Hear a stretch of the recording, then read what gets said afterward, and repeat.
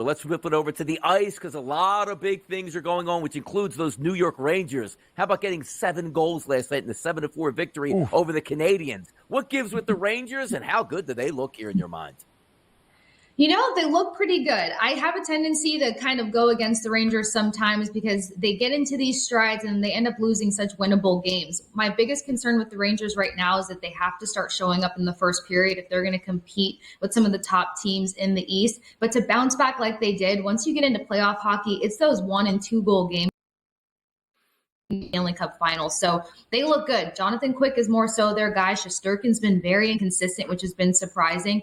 Young players have stepped up, but most importantly, the veteran presence on this team, specifically Chris Kreider, he's been the hero. If he remains consistent, Adam Fox remains consistent, then this team is looking at a pretty decent playoff run. The New York Rangers have now won 6 straight games. They have 73 points, third best in the Eastern Conference, but an 8-point advantage for that top spot in the Metro. They're an odds-on favorite at -185. Casey, you talked about what the Rangers might be able to accomplish in a Stanley Cup postseason. What do you think New York's outlook is for that Eastern Conference playoff push? The Rangers tend to choke sometimes. If they heavily rely on their veterans to get the job done for them, they're going to end up looking at an early exit. And they've seen this time after time again. They know what the theme is that they have to beat heading into this playoff series. And I know it as a Tampa Bay Lightning coverage person. We've relied heavily on our veterans. We've relied heavily on good goaltending, and it's gotten a short majority of the time in these last 2 years. So they're going to have to get some more guys involved in the scoring action, not make it so heavy on their veteran presence. If they can make those adjustments, then yeah, they're going to make it to probably a third round. But I don't think they're the best in the East. I think there's always that sneaky team that gets in there. Casey Hudson was in the arena last night. What arena was that? Amalie Arena in Tampa for the Lightning 6-3 victory over the Colorado Avalanche. What did you see from your perspective last night with your Lightning? Oh my gosh, gentlemen, I'm so happy I didn't have to come on here and talk about a loss, first of all. What I loved was the tenacity of the Tampa Bay Lightning team, and plus their ability to make adjustments period by period. They struggled with that during the season. Middle of the ice was probably one of the Tampa Bay Lightning's weakest points, and they showed that they can contend with a team that's very strong in the middle of the ice. The Avs do well with turnovers in the center, and the Bolts just continued to be puck hounds and make sure that they were owning possession. They spread out the Avalanche's defense quite a bit. They created time and space, and they were able to command most of that game, which was brilliant to see. We've talked about the Avs quite a bit here, and my biggest concern with them is their defense and their goaltending, and we saw that exposed last night by a Tampa Bay Lightning team that faces their own adversity. So the Avs are going to have to step up defensively if they want to get a good run going here, but I'm very proud of what the Lightning did last night.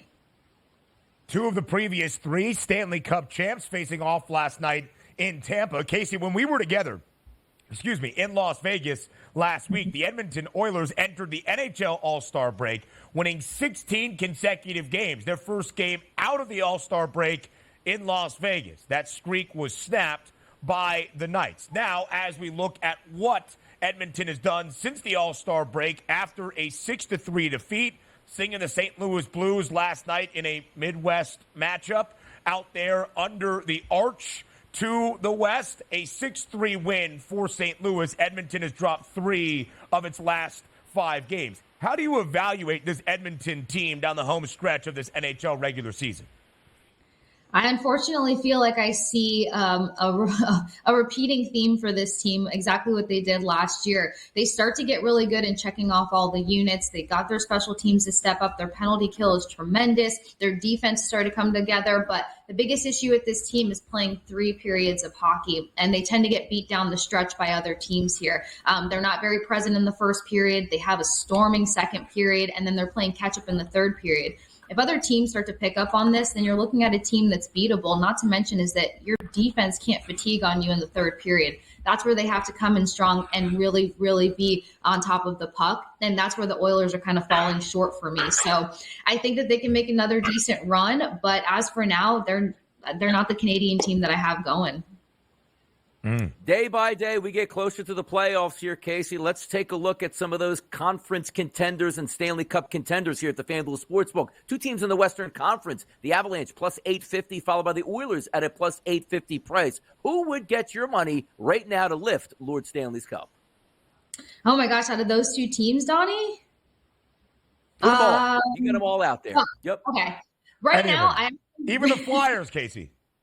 Yeah, okay. I'm not going to please Donnie that much right now, although they look pretty good. But I like the Florida Panthers. They're checking off all the boxes. They're getting a lot of shots on goal. Their forechecking is tremendous. They outwork their opponent. They have that physical element to their game that's just exhausting for 3 periods. Not to mention their goaltending is tremendous. Borowski is standing on top of his head between the pipes for this team yet again. And you've got all kinds of scoring depth, which scoring depth is probably one of the biggest keys to a team, not only making it to a Stanley Cup final, but hoisting the Stanley Cup at the end of the day. So I know my Tampa Bay Lightning fans are not going to love this, but the Florida Panthers are primed, poised, and positioned to go back to the Stanley Cup. And the Hurricanes might sneak in there too once they situate their goaltending and Kochetkov doesn't hang so far in front of the net, letting up certain goals. So I like a couple teams in the East to really win it this year.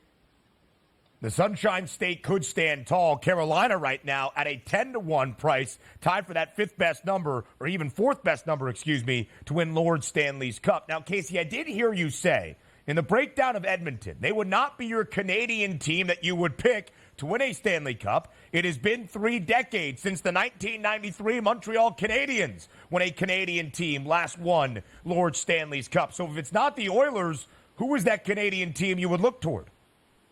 I don't want to be predictable, guys. It's the Canucks. The Canucks are just making the right moves right now. They're putting up some big games. They're putting up quality points, and their defense is starting to fall into a new structure where they're not just offensively heavy. I think these are all the right keys for them to be great competitors for the Stanley Cup. The other thing is, I think we slightly got to talk about it last time. Elias Lindholm being an addition for this roster, I thought was tremendous. He adds defensively. He adds to the penalty kill. He's great in the face-off circle. So he was an addition that's going to help them keep the puck in front of them and continue to add to the scoring tally. Defense gets a bit stronger. Zadorov's one of my favorite, maybe underrated defensemen, and we've seen him come in big in a lot of games. So it's the Canucks for me to do it for Canada. Vancouver. That's the pick from Casey Hudson. Casey, we appreciate the time. Enjoy this weekend. We'll talk very, very soon.